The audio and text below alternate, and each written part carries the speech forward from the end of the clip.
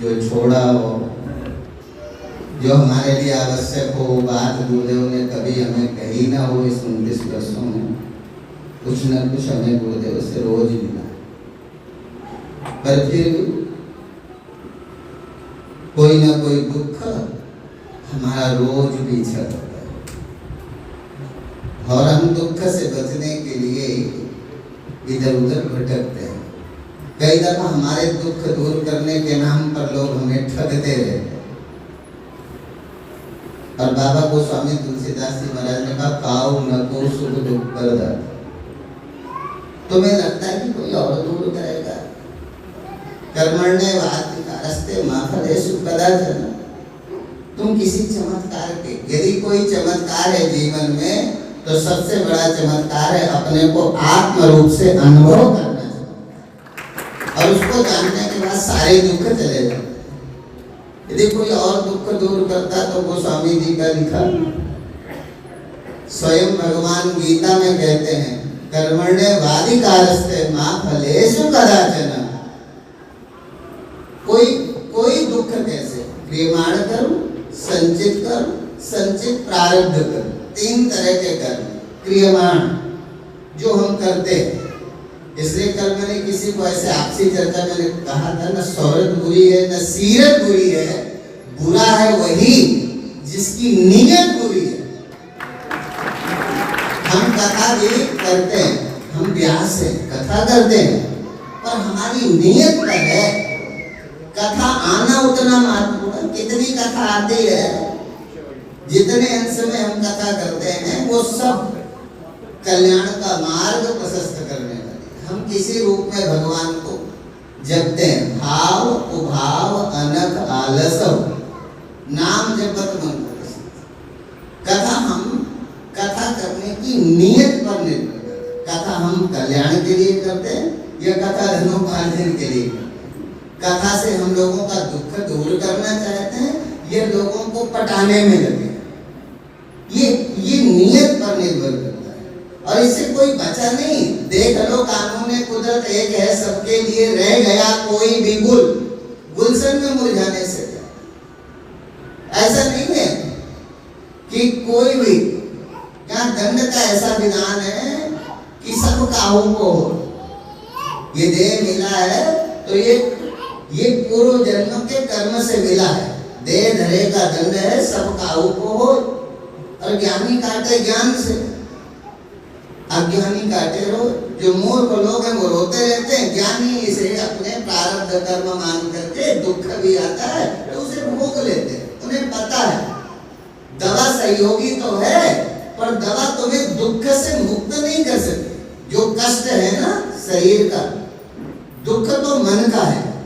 मन का दुख तो कभी भी, यदि हम श्रद्धा से गुरु के पास बैठे, शास्त्र की शरण में आ जाएं, मंदिर की शरण में आ जाएं, गुरु की वाणी को प्रेम पूर्वक विश्वास से श्रवण करें, तो दुख से तो हम कभी भी मुक्त हो सकते हैं। पर कष्ट देह का है, प्रारब्ध का है। जैसे कोई बच्चा गर्भ में कोई पाप नहीं करता, पर फिर भी बहुत बच्चे हैं जो दिव्यांग पैदा हो गए, बहुत बच्चे हैं जो गरीब के घर में पैदा हो गए, बहुत बच्चे पैदा तो हो गए हैं पर दिमाग नहीं है, वो कुछ कर नहीं सकते, बस पैदा हो गए हैं मनुष्य की शक्ल। उनको सोचने का सामर्थ्य नहीं दिया प्रारब्ध। प्रारब्ध से वो पैदा तो मनुष्य हो गए पर दिमाग नहीं है। और बहुत बच्चे थोड़ा पढ़ते हैं और 99%, 90.8% नंबर ले आते। थोड़ा सा पढ़ते हैं। बहुत पढ़ने वाले तो यूपीएससी जैसी परीक्षाओं को भी क्रैक करते हैं, पर बहुत कम बच्चे कम पढ़ लिख करके भी बहुत काम। बहुत बच्चे हैं जो पैदा ही ऐसे घर में हुए जहां धन की कोई कमी नहीं। एक आदमी पूरे जीवन गाड़ी खरीदने के लिए मेहनत करता है और एक बच्चा प्रारब्ध से ऐसी जगह पैदा हुआ कि पहले से वहां मर्सिडीज, रेंज रोवर, डिफेंडर, बड़ी बड़ी गाड़ियां, हेलीकॉप्टर, मतलब किसी के घर में हेलीकॉप्टर। कई बच्चे ऐसी जगह पैदा हो गए कि उनके पिता के पास पहले से हेलीकॉप्टर तक है। और कई बच्चे बेचारे रोटी के लिए मौका। तो क्या कोई गर्भ में पाप किया? नहीं, क्रियमाण। असल में हम क्रियमाण पर चिंता नहीं करते। लगता है किसने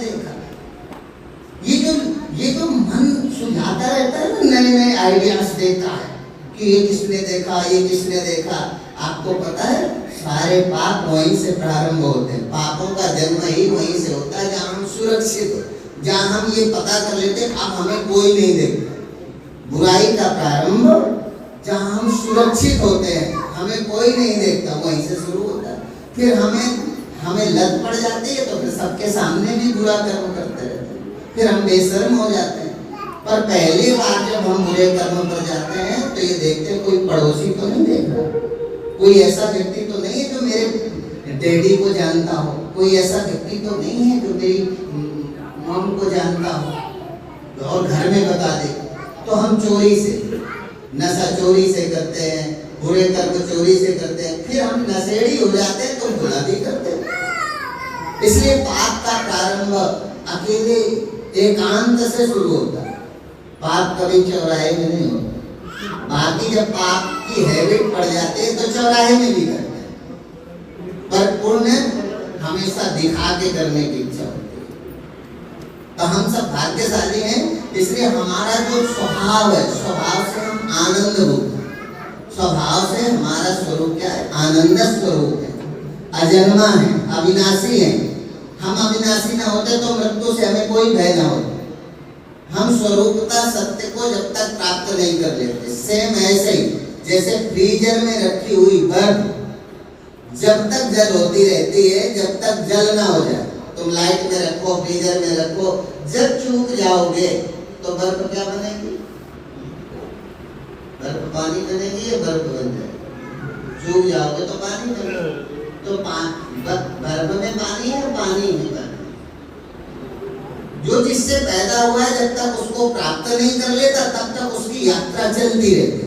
तो बर्फ की यात्रा, तुम्हें भले वो पानी होते दिखे न दिखे, पर तुम यंत्रवत उसे पानी को बर्फ बनाकर तुमने रख तो लिया है, पर उसकी स्वतंत्र यात्रा जो है पानी की तरफ चलती है। ऐसे ही हम कर्म बंधन और विद्या के कारण हम जीव हो गए, पर हमारी यात्रा ब्रह्म की तरफ चल रही, अजन्मा की तरफ चल रही। हम अविद्या के कारण जीव होके बैठ गए हैं, पर हम जीव, हम ब्रह्म हैं। जब तक हम ब्रह्म नहीं हो जाते तब तक ये चक्र जन्म और मृत्यु का चलता रहेगा। इस जन्म मृत्यु के चक्र से छूटने के लिए, इसलिए मैंने कहा ये सुख के लिए हम पागल, और सुख का एक ही साधन है, धन कमाना नहीं है। मैंने कल भी कहा था, शादी करना नहीं है, ये सुख का एक ही साधन है। और वो है तुम क्या बीजते हो, जो बोओगे वही तो मिलेगा। इसलिए 4 वेद 6 शास्त्र में बात मिली है दो, सुख दीने सुख होते हैं। तुम यदि कभी दुखी नहीं होना चाहते हो तो दुख लेना बंद कर दो बस। तुम्हें और मंदिर न जाओगे तो चलेगा, पर तुम कभी यदि दुखी नहीं होना चाहते, दुखी नहीं होना चाहते तो दुख देना बंद कर दो। तुम्हारे यहाँ से धीरे धीरे सारे दुख विदा हो जाए। टाइम भले लग सकता है पर दुख रहेंगे नहीं। जब तुम बीजोगे ही नहीं तो वृक्ष कैसे होगा? जब तुम बीज ही नहीं लगाओगे तो वो वृक्ष कैसे मिलेगा? तो तुम बीजना बंद कर दो, दुख विदा हो जाएंगे। अभी में क्या है कि जितने दुख पुण्य कर्म से विदा होते हैं उतने ही हम बीज लेते हैं। इसलिए 4 वेद 6 शास्त्र में, 4 वेद 6 शास्त्र की कथा सुनोगे तो वर्षों लगेगा, जीवन लगेगा। पर हमारे आचार्यों की हम पर कृपा हुई, उन्होंने जन साधारण भाषा में तो हमें समझ आए। जैसे संस्कृत सबको समझ नहीं आती, पर गुरुओं ने 4 वेद 6 शास्त्र को मंथन किया और उसको पढ़ा और साधना से के द्वारा वेदों का अनुसंधान किया तो पता चला बस यही है। 4 वेद 6 शास्त्र में बात मिली है दो, सुख दीने सुख होते हैं, दुख दीने दुख हो। तुम दुख आशीर्वाद से दूर मत करो। अभी तुम्हें लगता है ना कि मुझे कोई आशीर्वाद दे और मेरे जीवन का दुख चला जाए। चलो किसी कारण बस आशीर्वाद दे दे, महापुरुष मिल जाए, दुख चले भी जाएंगे तो चले जाएंगे। तो जो पिछले होंगे वही तो जाएंगे, जो आगे खेती करोगे वो। भाई यदि किसी महापुरुष के तप से उनकी कृपा दृष्टि पड़ जाए, दुख चले भी जाए, मैं नहीं कहता कि नहीं जाते। हरि रूठे गुरु ठौर है, गुरु रूठे नहीं ठौर। यदि परमात्मा गुस्सा हो जाए तो गुरु तुम्हें रक्षा करते हैं, गुरु तुम्हें बचाते हैं। तो गुरुओं में ये सामर्थ्य है, वो तुम्हारे दुख को दूर भी करेगी। पर कौन वाले करेंगे? आज हम सभा में बैठे तो आज तक के जितने दुख है वो दूर कर सकते हैं, पर जो कल बीतोगे उसका क्या होगा? तब तो गुरु जी तुम्हारे पास नहीं होंगे ना। तो तुम ये बीजना बंद ही कर दो ना, क्या दिक्कत है? इतनी तो है। तुम किसी को प्यार से बोलते हो, तुम्हें लोग प्यार से करते भी नहीं, पर जब तुम किसी से रिएक्ट होते हो वो भी तुमसे रिएक्ट होता है। कुछ ना कुछ तुम गलत बोलते हो, वो गलत तुम्हारे साथ बोलता है। तुम किसी को प्रेम से बोलो तो मुश्किल से, प्रारब्ध ही बहुत ज्यादा खोटा हो तो नहीं कहता, नहीं प्रेम से बोलने वाले को बदले में गाली करी नहीं मिलती, मिलती है। बहुत ही प्रारब्ध खोटा हो तो हो सकता है रेयर कोई केस निकल आए, पर ज्यादातर सुख दिया है तो मिलेगा। तो हमको क्या करना है? इसलिए कथा भी हम पुण्य के नाम पर सुनने आते हैं। कथा सुनने से पुण्य तो है, पर पुण्य तो मरने के बाद मिलेगा। पुण्य से तो स्वर्ग मिलेगा, सुख मिलेगा, पर अभी का क्या करोगे? तो पुण्य कथा में आने से पुण्य नहीं, असल में हम अभी पुण्य के भाव से कथा सुनने आए। कथा तो अनुकरण का विषय है। कथा जब तक तुम जीवन नहीं बना लोगे, कथा के अनुरूप जो कथा में हमें गुरुजन बताते हैं, जब कथा के अनुरूप हम अपने जीवन का शोधन करते हैं, व्यवहार का शोधन करते हैं, जब शास्त्र की आज्ञा अनुसार अपने जीवन को बनाते हैं, तो हमारा जीवन निष्पाप हो जाता है, पुण्य से भर जाता है। इसलिए सारा जहां उसी का है जो मुस्कुराना जानता है ना। सारा जहां उसी का है जो मुस्कुराना जानता है। रोशनी भी उसी की है जो समय जलाना जानता है। हर जगह मंदिर, मस्जिद, गिरजाघर है, पर ये टेढ़ी टांग वाला कहता मैं तो उसी का हूं जो सिर झुकाना जानता है। जो सिर झुकाना जानता है उसी का। अंधेरे में अपनी छाया भी साथ नहीं देती, है ना? देखिए, और बुढ़ापे में अंधेरे में अपनी छाया भी साथ नहीं देती, बुढ़ापे में अपनी काया भी साथ नहीं देती। सारी जिंदगी जिस दौलत को कमाने में गवा दी, अंत समय में वो दौलत भी साथ नहीं देती। इसलिए सिकंदर जब चला दुनिया से तो दोनों हाथ खाली। सिकंदर जब दुनिया से चला तो दोनों हाथ खाली। क्या मिला? मर्सिडीज में यहाँ तो चल सकते हो, यहाँ तो डिफेंडर खरीद सकते हो, पर क्या करो? तूने चुन यहाँ पर बनाई कोठियां, कुछ वहां के लिए भी बनाता तो चल। कृष्ण गोविंद गोपाल गाता तो चल। तुम यहाँ तो किया है, वहां क्या करेगा? नहीं तो फिर क्या है? लोभी गुरु, लालची गुरु लोभी हो, चेला लालची हो, तो क्या गति होती है? लोभी गुरु, लालची चेला, दोनों नरक में ठेला, है ना? यदि लोभी गुरु मिल जाए, लालची चेला हो। और बहुत लोग हैं जो लालच में फंस जाते हैं। गुरुजी चमत्कार करेंगे, काम बन जाएगा। जब गुरुजी काम बना के तब दान दे देना, पहले ही दान दे देते हैं, बाद में चमत्कार तो होते नहीं, रोते घूमते। फिर कहते साधु तो ठग हो गए। और ये भी नहीं कि साधु कौन है, पंडित कौन है, कथा व्यास कौन है, ये अंतर नहीं करता समाज। सभी को कई दफा तो समाज हमें को कहता पंडित जी प्रसाद दे। अरे हमने कहा हम तो बाबा जी हैं। और कभी कभी लोग पंडित जी को ही साधु महात्मा मान ले। मतलब ये भी अंतर नहीं है। समाज इतना श्रद्धा से भरा हुआ है कि उसे सब में गुरु का दर्शन होता है। तो हम लोगों का भी कर्तव्य है कि हम लोग भी पूरी पवित्रता के साथ जब व्यास पीठ पर बैठे तो अपने भक्तों को वही सुनाएं जो भगवान कृष्ण चाहते हैं, वही सुनाएं जो गोस्वामी तुलसीदास जी चाहते हैं, और वही बताएं जो हमारे गुरु ने हमको बताया। और यदि बिना बताए, एक बात बताओ, हमारे गुरुदेव जब विश्व धर्म सम्मेलन के बाद दोबारा जब अमेरिका गए तो किसी ने पूछा कि आप गुरुदेव अमेरिका क्यों आते हो? किसी पत्रकार ने कहा धन कमाने आते हो। गुरुदेव ने कहा नहीं। तो बोले आप धर्म बदल लें। मतलब धर्म परिवर्तन के लिए आप अपने, तो गुरुदेव बोले नहीं हम धर्म परिवर्तन करने नहीं आए। तो बोले फिर आप आते क्यों? बोले हम तो अपने गुरुओं के सिद्धांत के प्रचार के लिए आते हैं। ये धन तो भूसा चारा है, इससे आ जाता है तो भारत के आश्रमों का काम चल जाता है। जैसे किसान फसल के लिए खेती करता है, भूसा चारा पोकट में आ जाता है। तो गुरुदेव ने कहा हम कथा तो ब्रह्म के प्रचार का करते हैं, पर पैसा जो आ जाता है ये मेरे लिए भूसा चारा की बराबर। और इतना विरक्त भाव से पूरा जीवन गुरुदेव दिए, तब भी 50 आश्रम बन गए। कोई कमी है क्या? कुछ नहीं करना है। 1 रुपया भी इंदौर में नहीं लगाया। सब गुरुदेव को प्रेम करने वालों ने इतना सुंदर भवन, इतनी सुंदर बिल्डिंग, सारी व्यवस्था कर दी। इसलिए हमारे स्वर्गीय ब्रह्मलीन हो गए हैं अभी इस वर्ष। पूज्य स्वामी जगत प्रकाश त्यागी जी ब्रह्मलीन हो गए। वो अक्सर अपनी कथा में सुनाया करते थे, राम कहो आराम मिलेगा, राम कहो। तो राम तो बोलते ही नहीं, आप धीरे धीरे बोलते जैसे खाते भी नहीं है। कल सुबह प्रसादी है, पूजन के बाद भंडारा अच्छा मिलेगा, चकाचक खा के जाना, ठीक है? तो कल खाएंगे, उसकी मेहनत आज करेंगे। इसलिए राम कहो आराम मिलेगा, सुबह नहीं तो शाम मिलेगा, खाने को और चलने को वायुयान मिलेगा।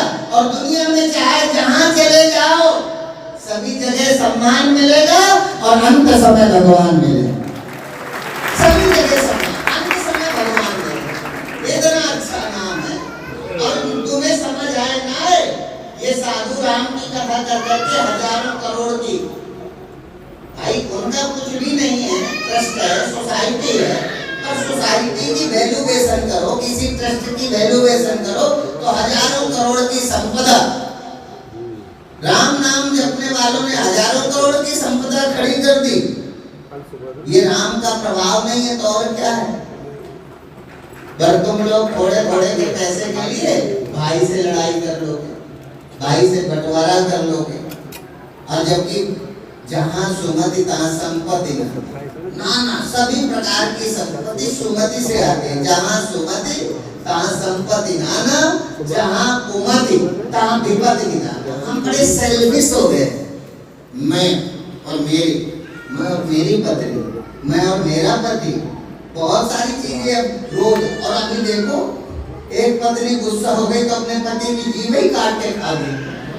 अभी ये बड़ा विचित्र है। इस वर्ष तो ऐसा बीता है, कभी नीला ड्रम, और एक पत्नी ने तो नींद में गोली दे दी और बाद में करंट लगा के प्रेमी के साथ उसको मार दिया।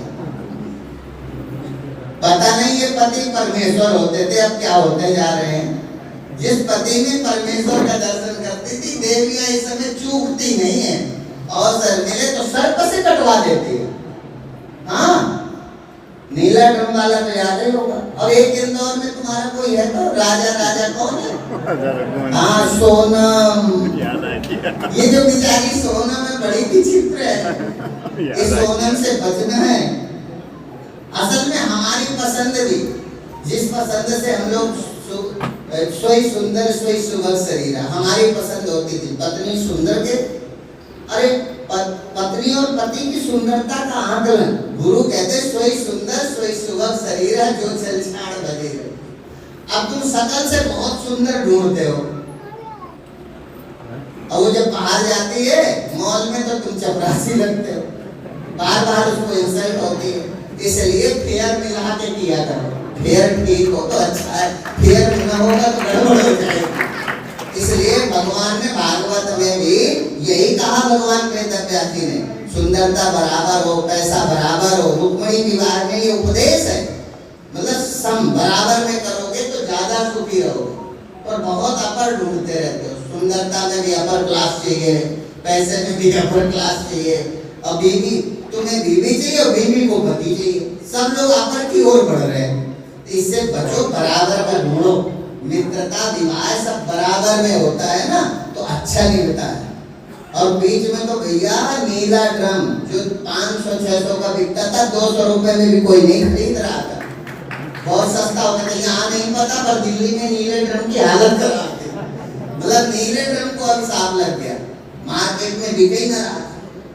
तो हम सबको ये तय करना है, अपने बच्चों के परिवार प्रबोधन में लगो, उन्हें मंदिर से जोड़ो, गुरुओं से जोड़ो, उन्हें सत्संग से जोड़ो, उन्हें उनके साथ बैठकर कभी गीता चैंटिंग किया करो, कभी रामायण पर चर्चा किया करो। गीता चैंटिंग करो ना तो उसमें कैसे कृष्ण भगवान है पर मैया की मार भी खाते हैं, प्यार भी करते हैं। तो जब तुम भगवान की कथा बचपन की, भगवान का बाल काल लेकर के बैठोगे ना, फिर तुम अपने बेटे को पीटोगे भी तो बुरा नहीं मानेगा। अभी तो तुम बेटे को मार दोगे तो ये तो तुम्हें वो ठिकाने लगा देगा, और ये बेचारा छोटा होगा, कुछ ना करेगा तो डिप्रेशन में चला जाएगा, कुछ ना करेगा तो सुसाइड कर लेगा। अभी तुम बच्चों को कंट्रोल नहीं कर सकते।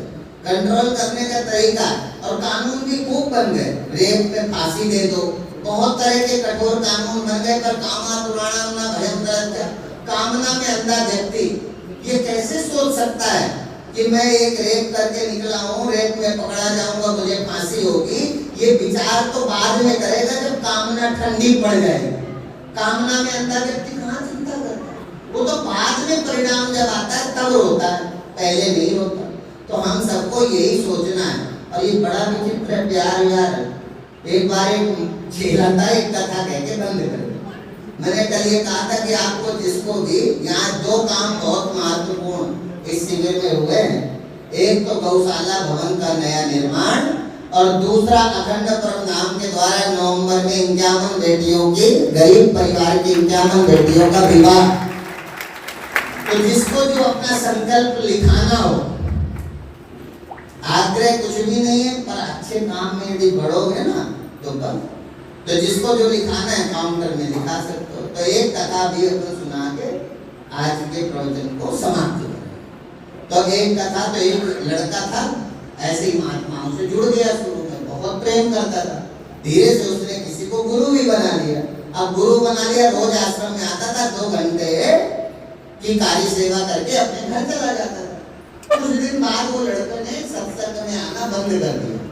गुरु जी को लगा कि ना कोई सूचना है न कुछ है, ये चेला रोज आता था जो कार्य सेवा करता था, आता क्यों नहीं, पर पता कुछ चला नहीं। गुरु जी व्यस्त थे सत्संग में। एक दिन सत्संग करने किसी शहर में गए, वहां वो लड़का मिल गया तो पूछा, बेटा तुम तो रोज आते थे, आजकल आते नहीं हो, गुरु पूजा में भी नहीं आए हो।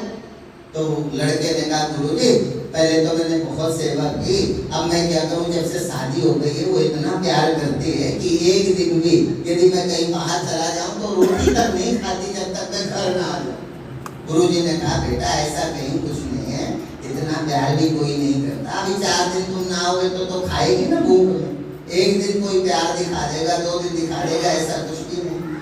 तो माँ तो कई दफा शादीशुदा लड़का, तो उसने कहा, महात्मा जी तुम तो विरक्त, तुम्हें क्या आता है, गृहस्थ के बारे में तुम क्या जानते हो, तुमने तो शादी की नहीं, तुम्हें क्या पता प्यार क्या होता है। कई दफा महात्मा बुद्धू लगने लगते हैं, अपनी कामना हो तो महात्मा बुद्धू लगते हैं। तो महात्मा वही बुद्धू गुरु जी को कहता, तुम क्या जानते। गुरु जी ने कहा, ठीक है, जब तुम आएगे चली जाए 2-4-10 दिन के लिए तो तुम मेरे पास आना, मैं तुम्हें प्राणों का अवरोध कैसे करते हैं प्राणायाम के द्वारा मैं तुम्हें सिखा दूंगा, उसके बाद फिर देखना। तो सिखा दिया।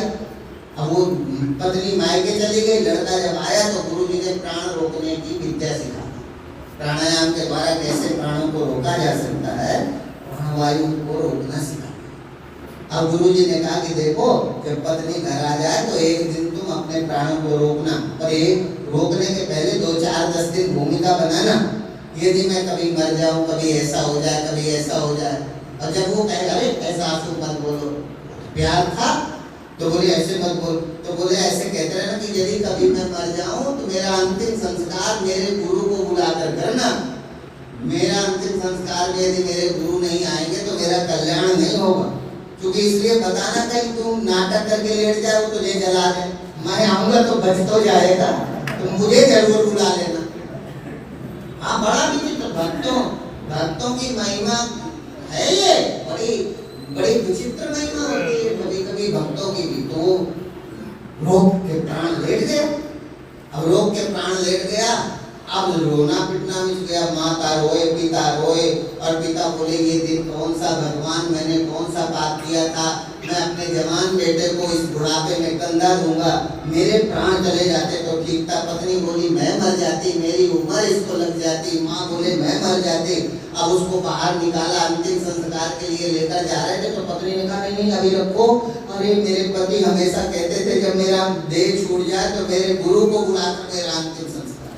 अब गुरु के पास लोग दौड़ते हुए गए, गुरु से बताया आपका शिष्य नहीं रहा।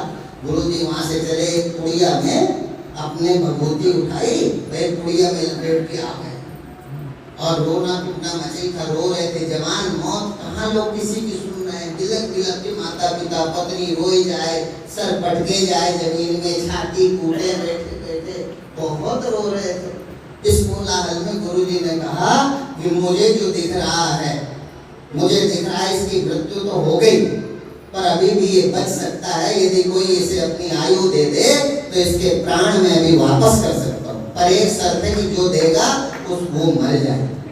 मतलब अपना जीवन दे देगा तो ये जीवित हो जाएगा, तुम मर जाओगे। पिता से कहा तुम ले लो। पिताजी बोले ठीक है, जो होना था हो गया, आप क्या करेंगे। पहले पिताजी कह रहा था मैं मर जाता, फिर पिताजी कहने कोई बात नहीं, अब जो भगवान ने पिताता नहीं रह जाता, ठीक है। अब बुढ़ापे में मैं अपनी पत्नी को किसके भरोसे छोड़ के जाऊंगा। तो मैया से कहा कि तुम खा लो। मैया बोली आप ना मरता तो ठीक है, मर गया गुरुजी तो अब मैं क्या करूं। अब इस बुढ़ापे में अपने पति को अकेले कैसे छोड़ के जाऊं। तो पत्नी को कहा तू खा ले। तो पत्नी बोली गुरुजी अभी तो मैंने दुनिया ही नहीं देखी, मेरी तो मेहंदी नहीं छूटी अभी, अब जो मेरी किस्मत में था हो गया, पर अब गुरुजी कोई बात नहीं, आप तो अंतिम संस्कार करा दो। तो गुरुजी बोले अब कोई नहीं खाएगा तो क्या करूं, मैं खा लूं क्या। तो सारे लोग बोले गुरुजी बोली आप खा लो, आपका कोई नहीं। अपनी बारी आए तो लोग गुरुजी को ही कह देते तुम खा लो, तुम्हारी कोई जरूरत तो है नहीं, तुम्हारा कोई नहीं। तो गुरुजी ने कहा ठीक है। तो दूध मंगाया, कटोरा में भभूति खोली, खुद पी लिया और चेले से कहा उठ जा। वो तो चेला उठ गया, तो वो सारी पोल खुल गई। ऐसे कभी कभी प्यार में हम लोग अंधे तो होते हैं, पर पोल यही है हकीकत। तो हम सब लोग भाग्यशाली है कि हम भारत में पैदा हुए हैं। यहाँ गीता है, यहाँ रामायण है, यहाँ भागवत है, यहाँ उपनिषद है, यहाँ वेद वाक्य हैं, और इन सब रहस्यों को समझाने वाले ब्रह्मज्ञानी सद्गुरु हमें मिले हैं। इसलिए हम भाग्यशाली है कि हम भारत में पैदा हुए। ये संस्कृति का देश है। संस्कृति संस्कारों से अभिभूत जीवन हमारा बने, ऐसी हम प्रार्थना करें गुरुदेव के चरणों में। इसी के साथ अपनी वाणी को प्रणाम। ओम शांति शांति शांति। बोले सद्गुरु।